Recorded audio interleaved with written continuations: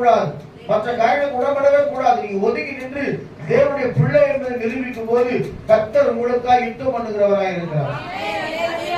சொல்லுவா எங்க போனா தனிப்பட்ட விதத்துல தெரியணும். நான் சொன்ன ஒரு சின்ன சாட்சி அன்னைக்கு சொல்லுவோமா, நீங்க எங்க போனாலும் யாரும் சொல்லணும் தேவனுடைய பிள்ளைன்னு காட்டணும். நம்ம பாடுறோம், என் நேரமும் எவ்வேளையும் இயேசுவில் களி கூறுவோம்,